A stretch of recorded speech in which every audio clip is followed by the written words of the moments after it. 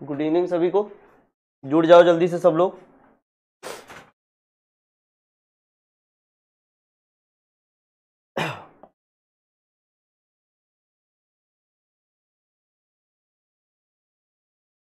उस दिन जो है आपको 2020 का क्वेश्चन जो था वो बताना था उन चारों चैप्टर के। देखिएगा,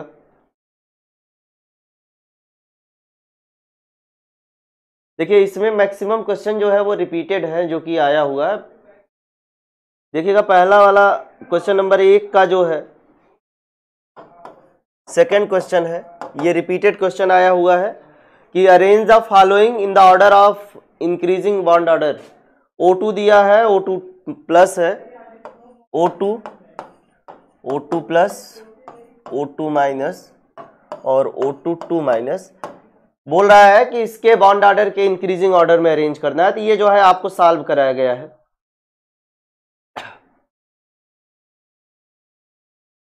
ठीक है, फिर उसके बाद में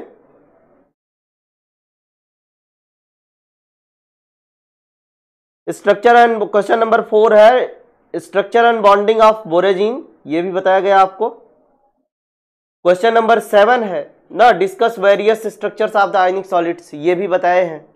ठीक है, रिपीटेड क्वेश्चन है। फिर उसके बाद में जो है क्वेश्चन नंबर 8 है, क्या है क्वेश्चन नंबर 8 का जो है वो बी है। कह रहा है कि NO मॉलिक्यूल का molecular energy level diagram draw करिए। ठीक है, हो जाएगा, ये भी रिपीटेड ही है। फिर उसके बाद में क्वेश्चन नंबर 9 का सी है, क्रिस्टल स्ट्रक्चर ऑफ NaCl क्या होता है, ये आपको बताना है। ठीक है, तो ये मैं सारे क्वेश्चंस जो है वो रिपीटेड आए हुए हैं आपके यहाँ।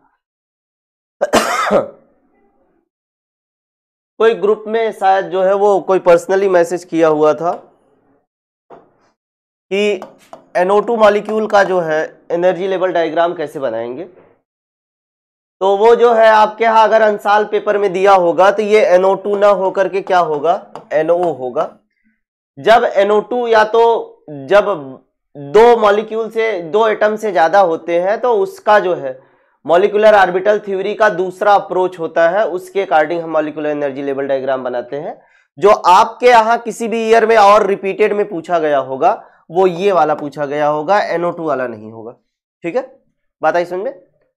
और किसी ने क्वेश्चन सॉल्व किया था 1 भी साल का? जल्दी से बताओ।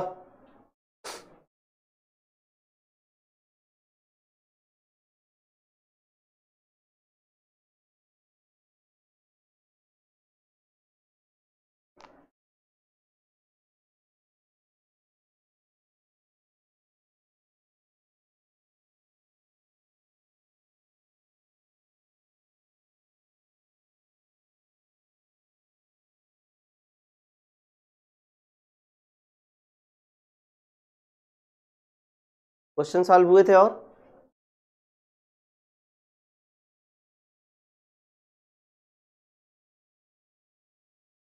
हाँ, वो जो 2-3 चीजें हैं ना, 2 क्वेश्चन आपको जो है वो बताने थे। एप्लीकेशन ऑफ सिलिकॉन्स जो है वो बताना था, तो वो चीजें मुझे याद है, वो आपको बताई जाएंगी, मत परेशान होइए उसके लिए।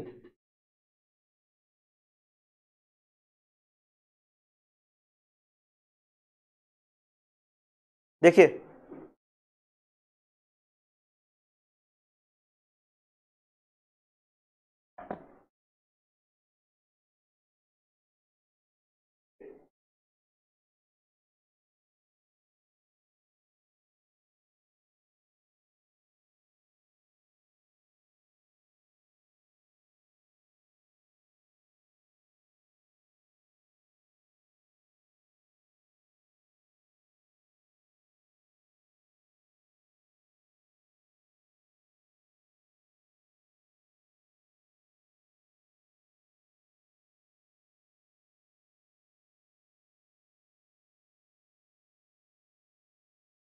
ठीक है, सही है। देखिए, और जो बाकी की चीजें जो थी कराने के लिए आपको वो बताएंगे ना, जो थोड़ा लिखवाने या समझाने वाली चीजें हैं। और देखिए जो 4 चैप्टर आपको बताए गए हैं, 4 चैप्टर के क्वेश्चन सॉल्व कराए गए हैं। जो 5वां चैप्टर आपको पढ़ाया गया है कोऑर्डिनेशन केमिस्ट्री, उसके क्वेश्चन आपको सॉल्व करा रहे हैं। फिर उसके बाद में जो 2 चैप्टर्स आपके बचेंगे इसमें, उसको जो है बताया जाएगा किस तरीके से है। एक बायो इनऑर्गेनिक का है, उसमें मेनली 3 कंपाउंड्स आपको या तो कह सकते हैं कि बायोमॉलिक्यूल्स पढ़ने। एक क्लोरोफिल है, दूसरा आपका ना हीमोग्लोबिन मायोग्लोबिन है, और तीसरा जो है विटामिन B12 या तो साइनोकोबैलेमिन है। ये 3 चीजें हैं पढ़ने के लिए, ठीक है। और जो लास्ट वाला है वो जो है आपका क्या है कि वो पोल्यूशन से रिलेटेड या इन्वायरमेंटल केमिस्ट्री का है। उसमें पोल्यूशन पूछता है या तो ना आपका क्या पूछता है, ग्रीन हाउस इफेक्ट वगैरह पूछता है। तो ये सारी चीजें हैं, तो उसमें आप चीजें सिलेक्टेड पढ़ लेंगे तो वो आपके लिए जो है वो बेटर रहेगा। रीजन ये है ना कि आप उसमें रटने वाली चीजें ज्यादा है। जैसे आप थ्योरेटिकली आप कभी भी क्वेश्चन कोई अटेम्प्ट करिए और कोई अप्लाइड क्वेश्चन अटेम्प्ट करिए, तो अप्लाइड क्वेश्चन में आपको ज्यादा मार्क्स मिलते हैं, थ्योरेटिकल वाले में कम मिलते हैं। तो उसमें भी चीजें आपको जैसा भी है वो बताई जाएंगी, ठीक है। बात आ रही समझ में? तो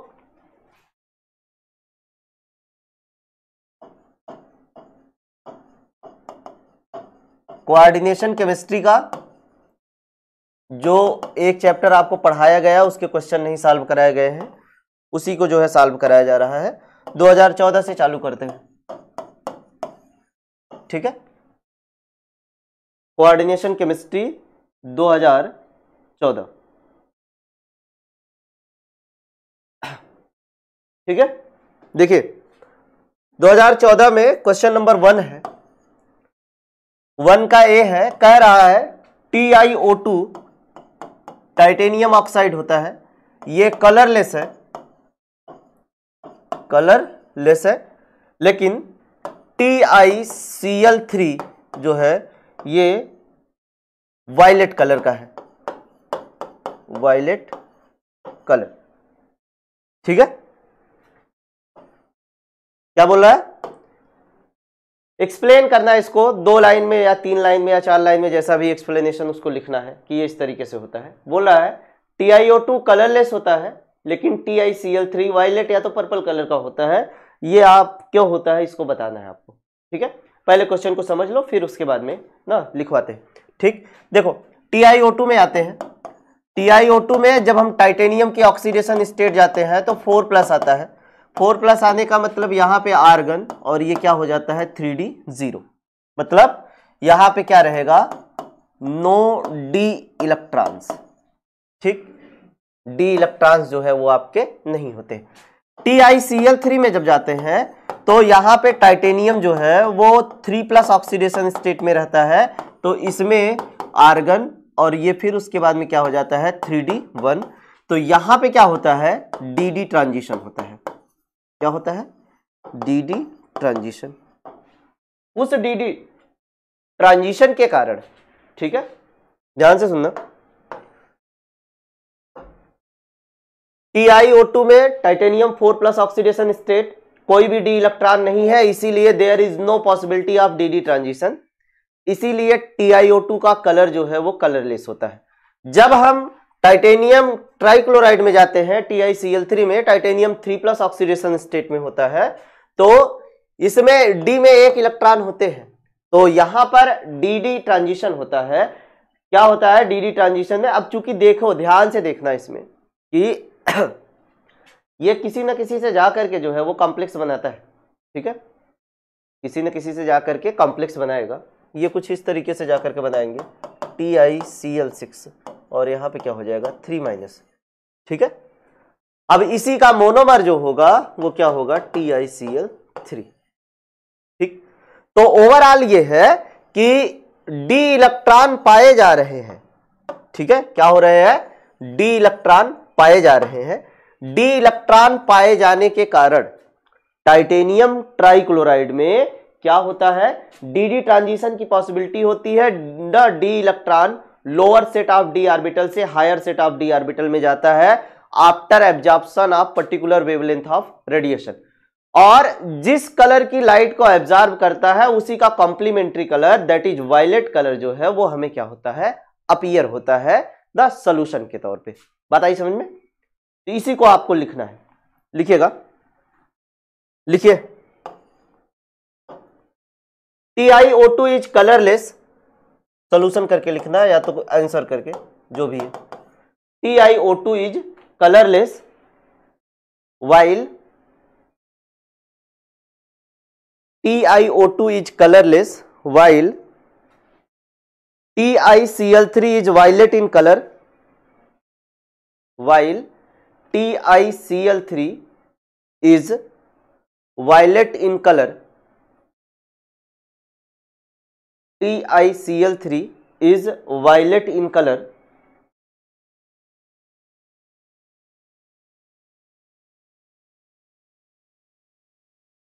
Violet in color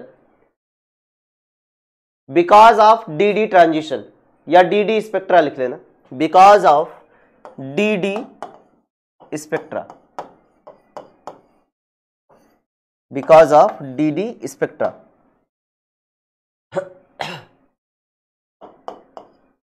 DD spectra full point के बाद में लिखना। In titanium dioxide TiO2, in TiO2 titanium exists in TiO2 titanium exists in +4 oxidation state, +4 oxidation state, that is titanium 4+, that is titanium 4+। आगे इसका इलेक्ट्रॉनिक कॉन्फ़िगरेशन कर दो, 4+ is equal to Ar 3D0।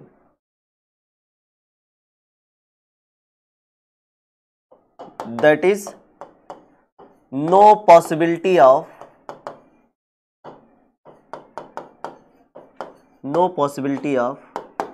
DD transition. 2 number का question है, that is no possibility of DD transition.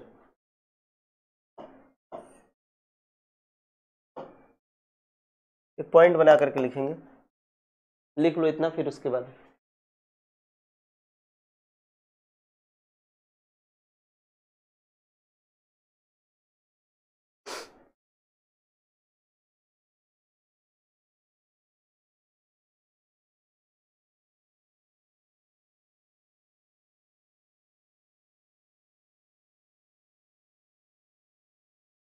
लिखेगा। इन TiCl3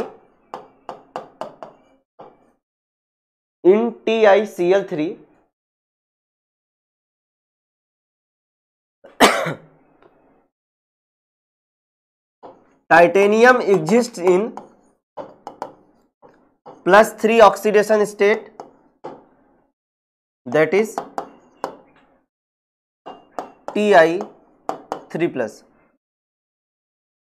Titanium exists in +3 oxidation state, that is titanium 3+, titanium 3+।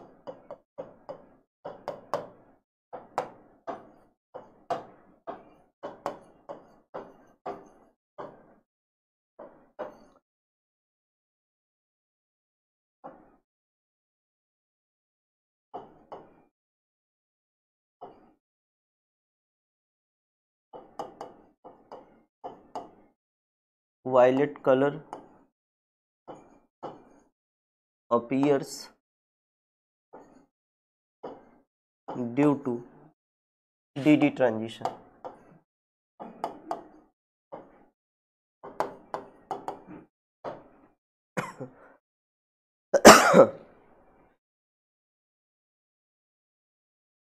हो गया? हो जाए तो टेक्स्ट करो।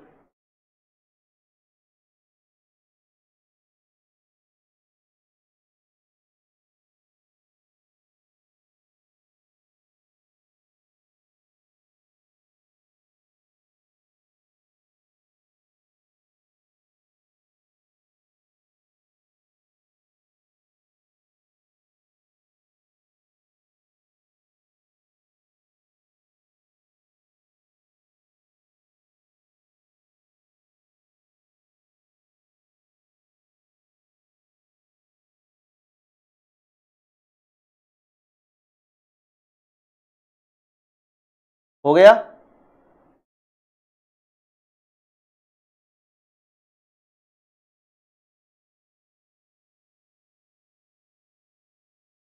देखिएगा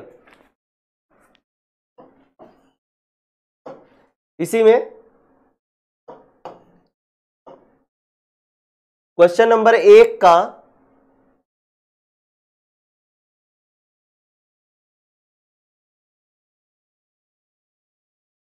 ई है, कह रहा है COF6 3- पैरामैग्नेटिक है,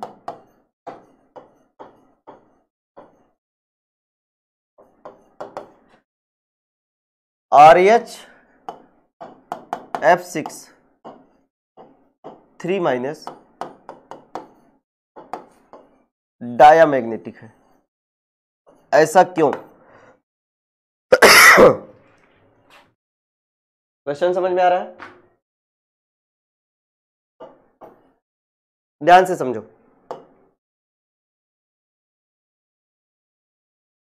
CO, RH, IR ये तीनों मेटल जो है वो कोबाल्ट फैमिली के होते हैं।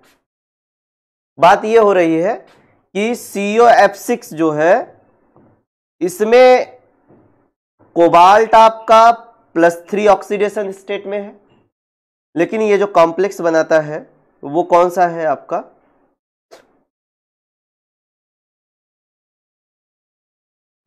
Paramagnetic complex, that is high spin complex बनेगा। फिर उसके बाद में जब RHF6 की बात की जाती है उसी ही ग्रुप में 5D 4D सीरीज में, तो ऑक्सीडेशन स्टेट +3 ही होती है, लेकिन जो है वो क्या होता है कि वो डायामैग्नेटिक दैट इज जो है लो स्पिन कॉम्प्लेक्स बनाता है। ठीक, तो आपको जब ये बताया जा रहा था चैप्टर, तो वहां पे बताया गया था कि जब कॉम्प्लेक्सेस की बात हम करते हैं, थोड़ा सा एक बार रिमाइंड कर लो। कॉम्प्लेक्स दो टाइप के, हाई स्पिन कॉम्प्लेक्स, लो स्पिन कॉम्प्लेक्स। ठीक, हाई स्पिन कॉम्प्लेक्स तब होगा वीक लिगेंड हो, लो स्पिन कॉम्प्लेक्स कब होगा? स्ट्रांग लिगेंड हो या स्ट्रांग कहने का मतलब यहां पे हैवी से है, या आपका क्या हो? Heavy metal. ठीक, तो इन दोनों केस में ये वाला जो कॉम्प्लेक्स है, ये देखिए ये दो तरीके से क्वेश्चन पूछ सकता है। ये तो अभी मैग्नेटिक बिहेवियर के प्रॉपर्टी से पूछा है या पॉइंट ऑफ व्यू से, इसको जो है टाइप ऑफ कॉम्प्लेक्स से भी पूछ सकता है। तो आप दोनों चीजें समझे रहेंगे तो दोनों तरीके से लिख सकते हैं। यहां पे +3 oxidation state 3D6, RH +3 oxidation state 4D6। ठीक, तो अब होता क्या है कि जब मेटल हैवी हो जाता है, मतलब 4D या 5D सीरीज का हो जाता है, तो होता क्या है कि वो मेटल हैवी होने के कारण जो अनपेयर्ड इलेक्ट्रॉन होते हैं उनको पेयर करना चालू कर देता है। ठीक है, पेयरिंग दो के कारण होती है, या तो आपका लिगेंड बहुत स्ट्रांग हो, वो पीछे से ऐसे जो है पुश करेगा तो वो जो अनपेयर्ड इलेक्ट्रॉन है वो पेयर्ड हो जाएंगे और फिर उसके बाद में d ऑर्बिटल वैकेंट हो जाएगा, या तो सेंट्रल मेटल एटम जो है या central metal ion that is CMI बहुत ज्यादा स्ट्रांग हो, वो अनपेयर्ड इलेक्ट्रॉन को खुद खींच करके क्या कर ले ना, पेयरिंग कर दे। तो इसमें जो है RHF6 में दूसरी वाली केस है, मेटल जो है वो आपका हैवी है, तो वो अनपेयर्ड इलेक्ट्रॉन जो भी रहेंगे ना रोडियम में, वो क्या करेगा, उसको पेयर्ड कर देगा। पेयर्ड होने के बाद में जब 3D6 में जाएंगे तो कोई भी अनपेयर्ड इलेक्ट्रॉन नहीं बचा रहता है। अनपेयर्ड इलेक्ट्रॉन न बचे होने के कारण जो है ये डायामैग्नेटिक हो जाते हैं और इसमें पेयरिंग नहीं हो पाती है। मेटल भी वीक है, लिगेंड ऑलरेडी सबसे वीक वाला है, तो इसीलिए जो है ये क्या होते हैं, आपके पैरामैग्नेटिक होते हैं ना। एक लाइन में आप देखिए, अब इसको कैसे आप कॉन्साइज करेंगे, ठीक है। COF6 3 प्लस लिख दिया, क्या माइनस होगा वो, ठीक है। COF6 3 माइनस ना पैरामैग्नेटिक है, क्योंकि इसमें अनपेयर्ड इलेक्ट्रॉन पाया जाता है डी ऑर्बिटल्स में।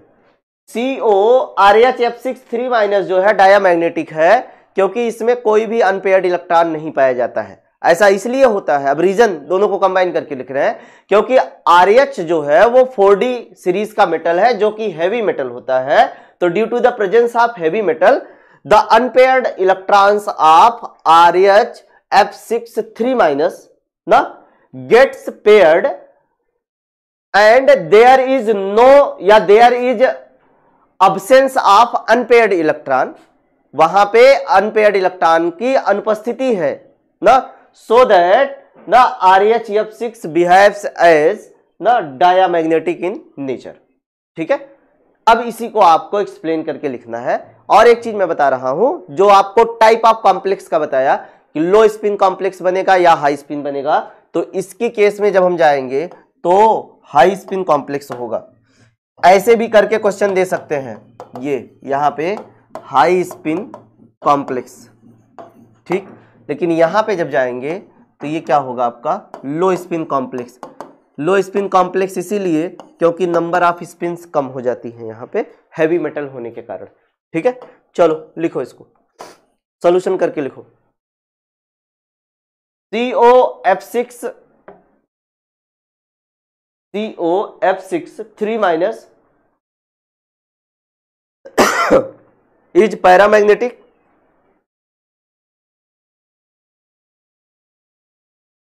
COF6 3 minus is paramagnetic, while RHF6 3 minus is diamagnetic, while RHF6 3 minus is diamagnetic,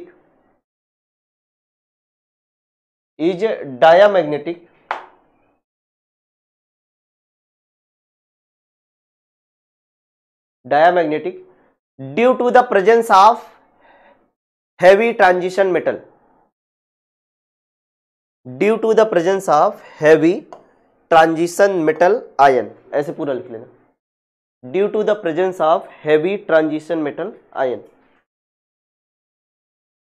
अब एक एक को एक्सप्लेन करेंगे कैसे हो रहा है, ठीक है। लिखिएगा, इन COF6 3 माइनस, इन COF6 3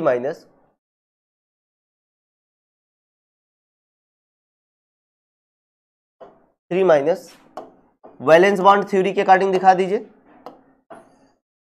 दिखाओ। 3d6 4s 0 4p 0 4db क्या होगा आपका 0 है, इलेक्ट्रॉन है ना।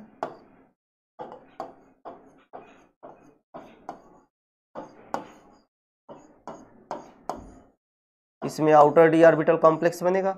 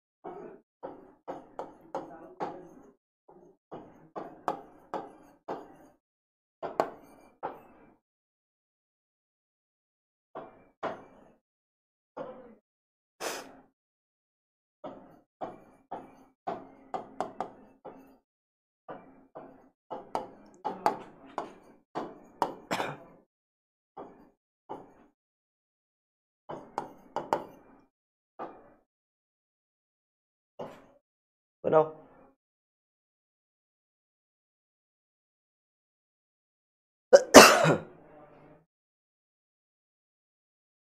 बन जाए तो बताओ।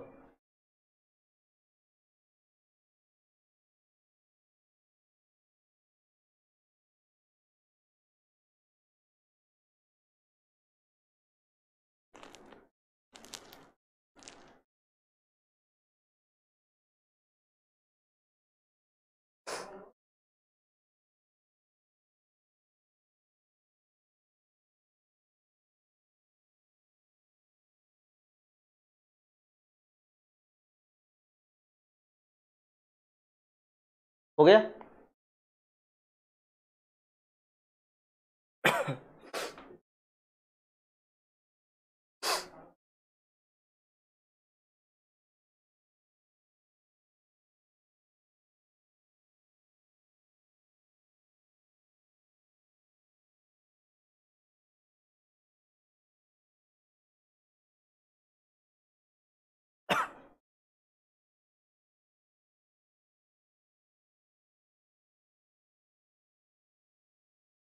बना लिए।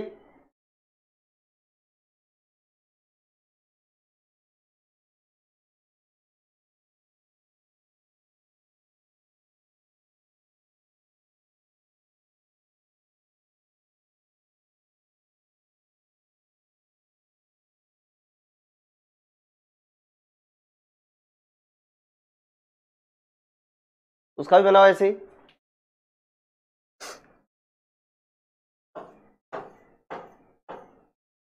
अगला पॉइंट करके लिखो, इन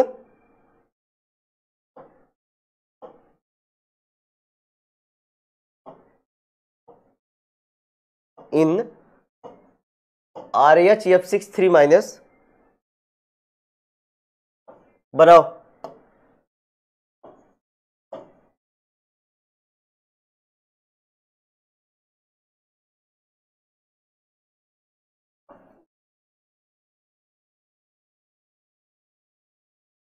डी का लिखने का कोई मतलब नहीं है।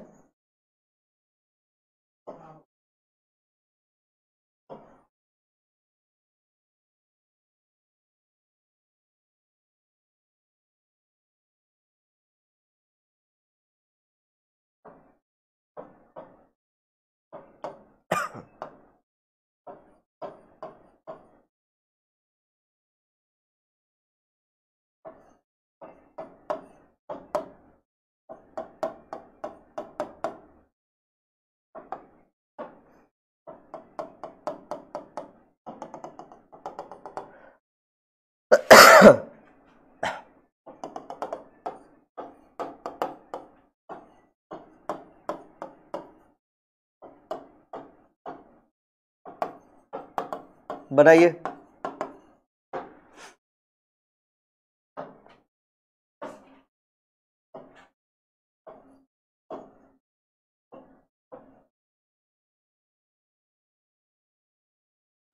यहाँ पे कॉन्फ़िगरेशन जो है ये इस तरीके से होगा, 4D सीरीज का है ना, 4D 5S 5P।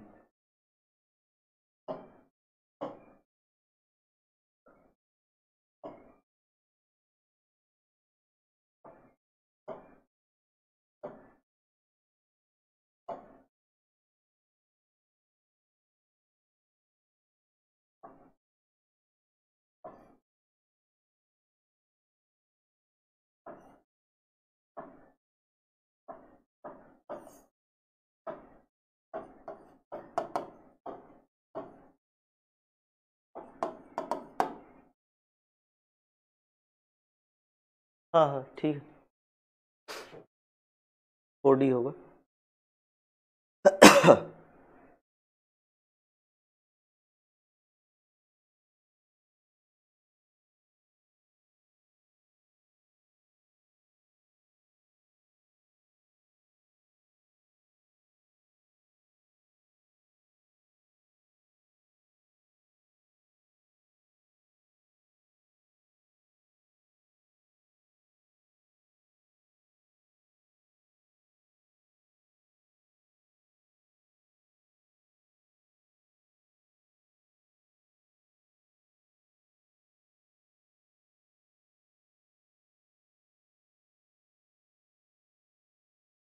हो गया।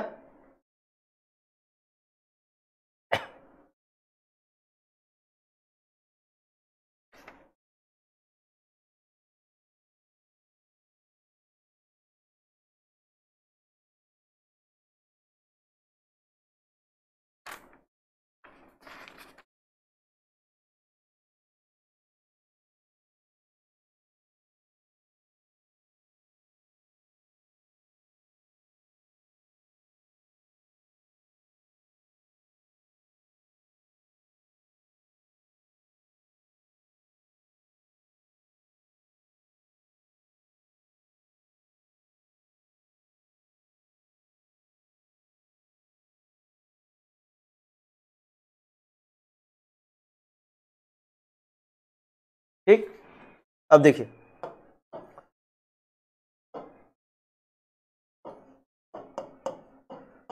क्वेश्चन नंबर 3 है, 3 का ए कह रहा है what are the factors which influence the magnitude of the crystal field splitting 10 DQ। ठीक है, वहां पे आपको लिखाया गया होगा, हेडिंग आप पलट के देखेंगे copy, factor affecting the crystal field splitting parameter.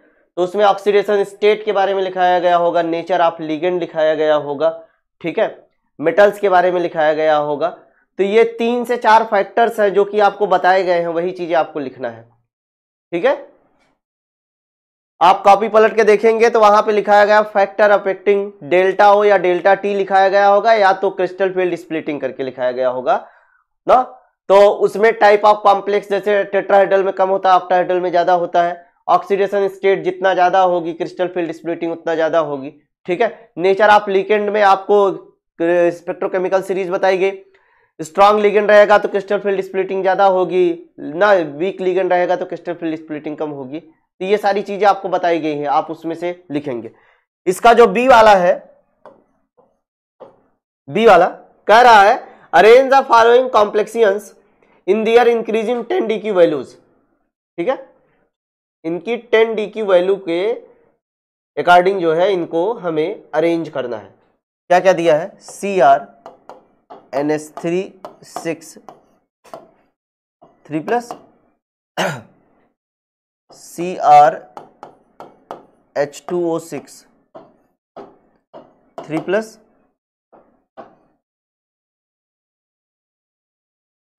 फिर उसके बाद में क्या है Cr Cl6 3-, और लास्ट है Cr Cn6 3-।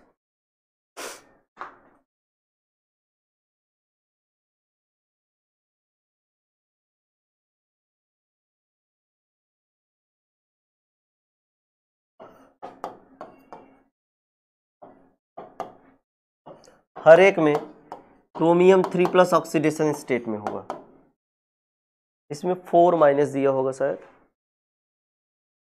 यार नहीं, ठीक है।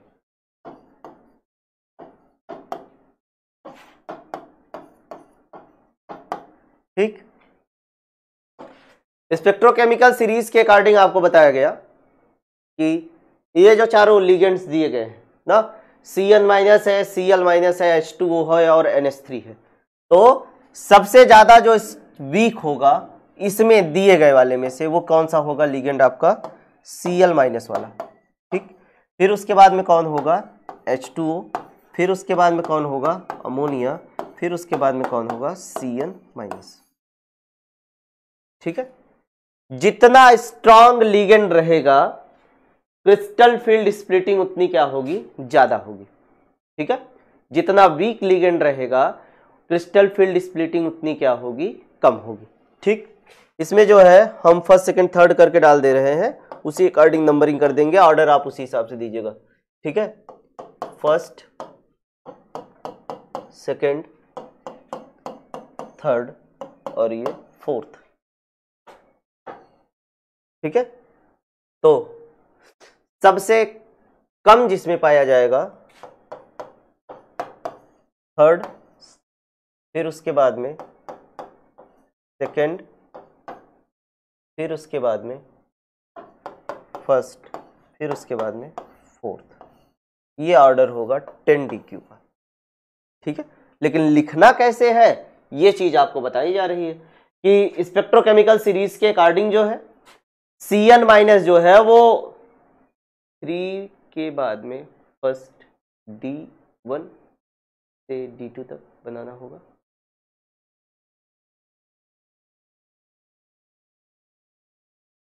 थ्री के फर्स्ट में,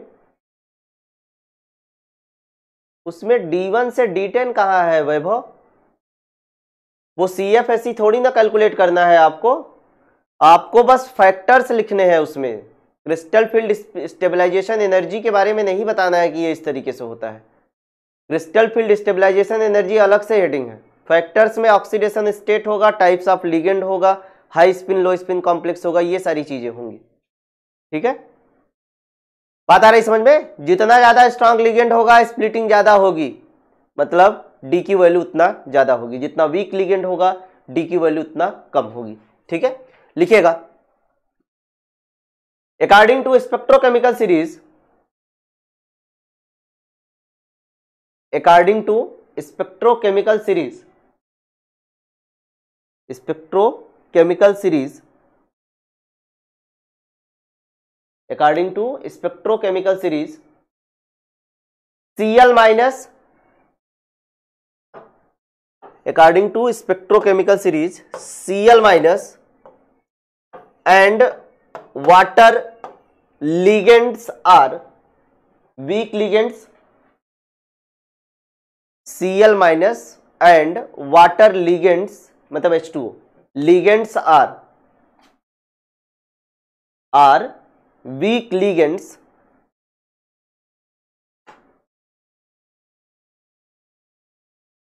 and create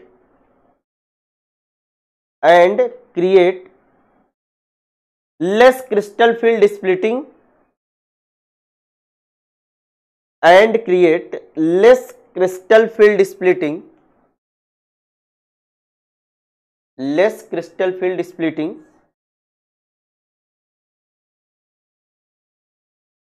crystal field splitting with in bracket लिख लेंगे 10 DQ, विद इन ब्रैकेट रहेगा 10 DQ,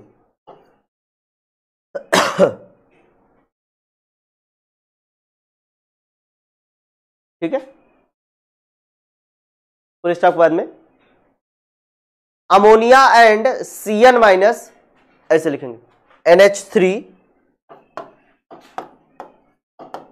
and Cn minus are,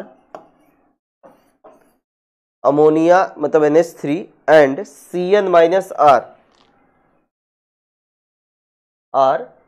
strong ligands,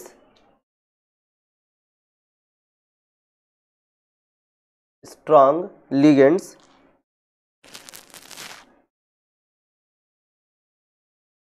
comma देकर लिखेंगे create greater crystal field splitting, create greater crystal field splitting,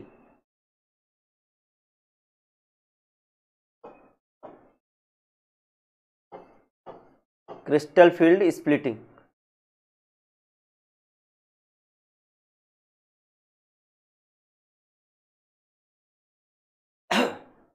लिखिएगा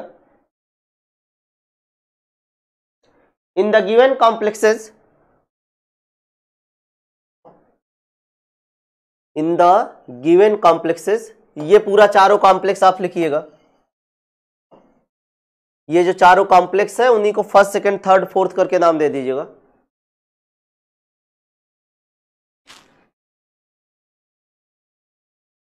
in the given complexes, ये पूरा आप लिखिए, ये चारों complexes.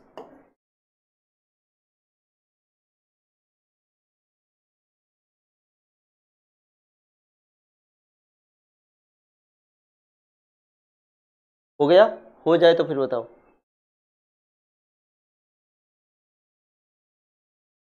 In the given complexes,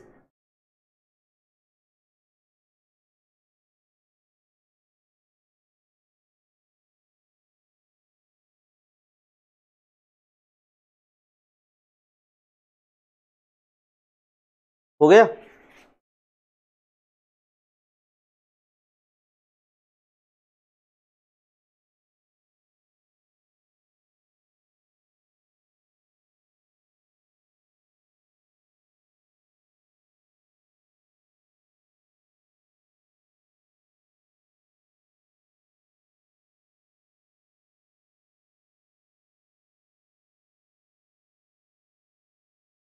ठीक है, लिखेगा the order of ligands is, the order of ligands is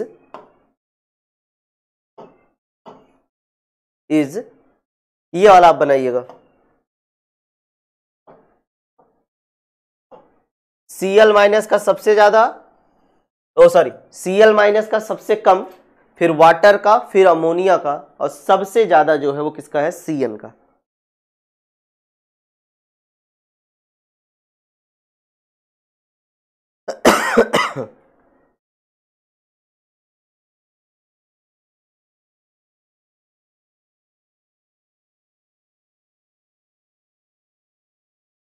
हो गया।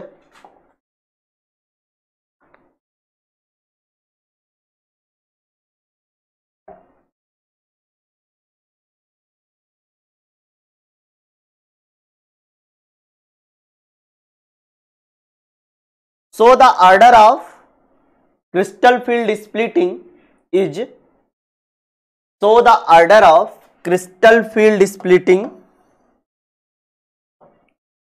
so the order of crystal field splitting within bracket 10 dq, so the order of crystal field splitting 10 dq is, ये आप लिख लीजिएगा, या तो पूरा आप कॉम्प्लेक्स भी करके लिख सकते हैं, या तो इस तरीके से नंबरिंग करके भी लिख सकते हैं, जो भी अच्छा लगे आपको।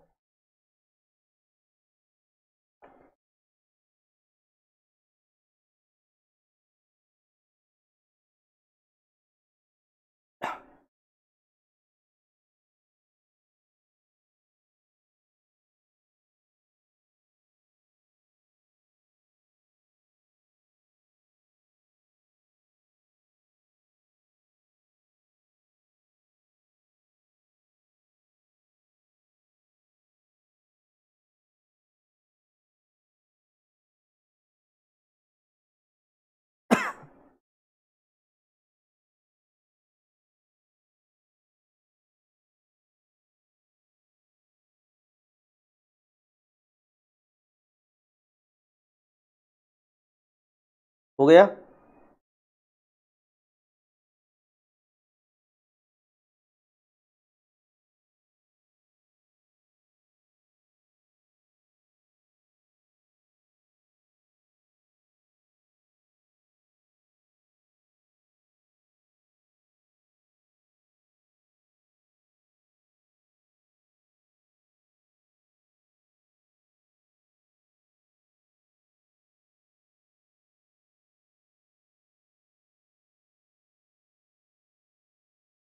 क्लियर। फिर उसके बाद में क्वेश्चन नंबर 9, 9 का सी है, high spin complex and low spin complex क्या होता है, आप इसको बताइए। तो आपको ये बाकायदा हेडिंग डाल करके लिखवाया गया है कि हाई स्पिन कॉम्प्लेक्स और लो स्पिन कॉम्प्लेक्स क्या होता है। हाई स्पिन कॉम्प्लेक्स और लो स्पिन कॉम्प्लेक्स के बारे में बाकायदा बताए हैं।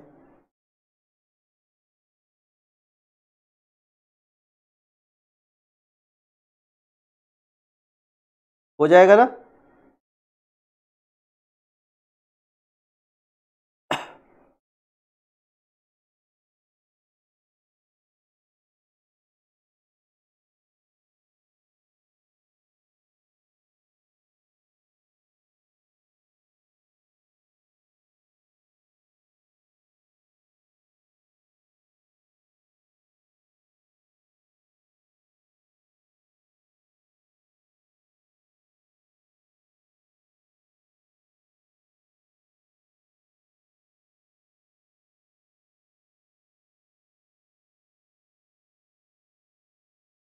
ठीक है।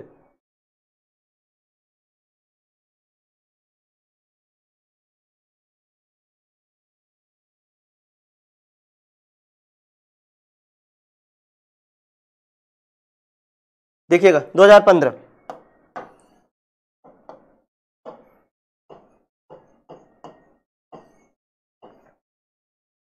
क्वेश्चन नंबर 1 का बी है, कह रहा है वीक और स्ट्रांग लिगेंड्स क्या होते हैं और स्पेक्ट्रोकेमिकल सीरीज क्या है लिगेंड्स की, ये बताइए। तो आप कॉपी पलट के देखिएगा, वहां पे आपको वीक लिगेंड स्ट्रांग लिगेंड के बारे में बताया गया है, स्पेक्ट्रोकेमिकल सीरीज में ही बताया गया है, ऐसे लिगेंड जिनकी लिगेटिंग पावर कम होती है। ठीक है, एक बार फिर से समझ लो, स्पेक्ट्रोकेमिकल सीरीज के बारे में ओवरऑल आपको लिखना है कि क्या है, किस तरीके से। वीक लिगेंड्स कहने का मतलब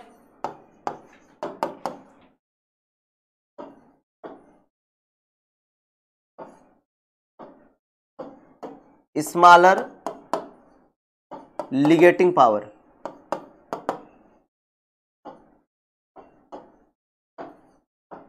और स्ट्रांग कहने का मतलब स्ट्रॉन्गर लिगेटिंग पावर। तो होगा क्या कि एक पूरी जो सीरीज बताई गई वहां पे लेफ्ट हैंड साइड में जितने भी लिगेंड्स रखे गए वो हमारे क्या है, वीक लिगेंड्स है। फिर उसके बाद में वाटर के बाद में जैसे अमोनिया पिरिडीन से चलते हैं, तो वो जो है अमोनिया पिरिडीन ना एक्चुअल में मॉडरेट लिगेंड होता है, वो मेटल के लिगेंड्स, मेटल के नेचर पे डिपेंड करता है कि हैवी मेटल है या तो ना वीक मेटल है, हैवी या तो लाइट मेटल है, उसी हिसाब से वो बिहेव करते हैं। लेकिन ये कंसीडर किया जाता है कि वो क्या है, आपका स्ट्रांग लिगेंड है। अमोनिया और पिरिडीन से जो है वो क्या होता है, चालू हो जाता है आपका स्ट्रांग लिगेंड। स्पेक्ट्रोकेमिकल सीरीज बाकायदे बताई गई है कि ये इस तरीके से होता है। ठीक है, वही चीजें आपको लिखना है। फिर उसके बाद में इसी का सी वाला क्वेश्चन है, सी कह रहा है what is relation between delta O and delta T. बताया गया delta T is equal to -4/9 delta O. ठीक है, कह रहा है कि एक्सप्लेन विथ प्रॉपर रीजंस, ऐसा क्यों होता है। आप देखिएगा वहां पे जो आपको हेडिंग डलवाया गया factor affecting crystal field splitting parameter में, कॉपी पलट के देख लो एक बार। Factors affecting crystal field splitting parameter में वहां पे आपको एक हेडिंग लिखाई गई होगी ना, टाइप ऑफ कॉम्प्लेक्स। उसमें ये लिखाया गया है delta T is equal to ना -4/9 डेल्टा ओ। ठीक, वहां पे आपने डी ऑर्बिटल की स्प्लिटिंग दिखाई होगी, किसमें, टेट्राहेड्रल में भी और ऑक्टाहेड्रल में, दोनों कॉपी में बताया गया है। लेकिन इसका रीजन क्या होता है, उस समय मैंने ना आपको बताया होगा कि ये इस तरीके से होता है कि ऑक्टाहेड्रल में स्प्लिटिंग इसलिए ज्यादा हो। इसको अभी 2-3 लाइन का है, इसको लिखवा देते हैं, लेकिन और बाकी चीजें आप वही लिखेंगे, ये वाला रिलेशन जो कि आपको वहां पे बताया गया है। फिर डी ऑर्बिटल आपको बनवाया गया होगा, ध्यान से देखना, बनवाया गया है कि नहीं बनवाया गया है, जल्दी से बताओ।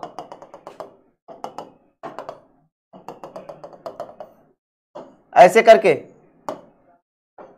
ये T2G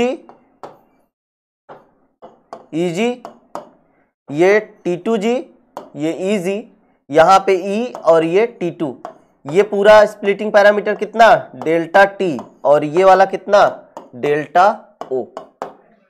ठीक है, करवाया है। ठीक, ये पूरा डायग्राम आपको बनाना है। लिखना क्या है, बस 2 लाइन का है, वो चीजें आप लिख लीजिए।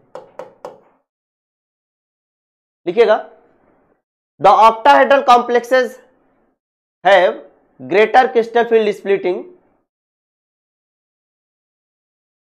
The octahedral complexes have greater crystal field splitting, greater crystal field splitting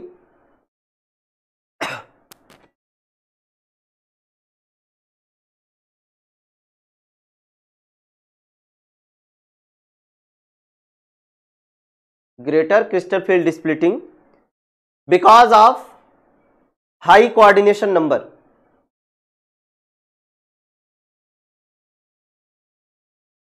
because of high coordination number,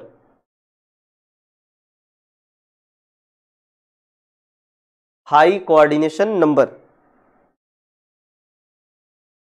high coordination number, full point के बाद में the tetrahedral complexes have less, या तो लेसर लिखना, lesser crystal field splitting,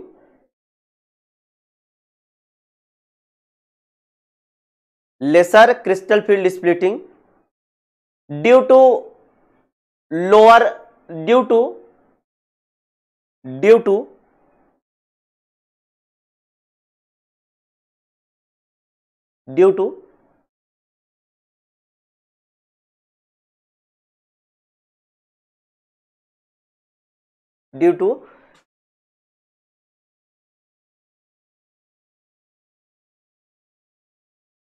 lesser coordination number, due to lesser coordination number, that is coordination number 4, that is coordination number 4, comparatively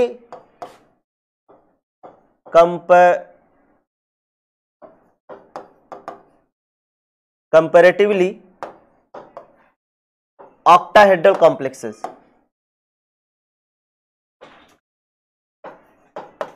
comparatively octahedral complexes, octahedral complexes।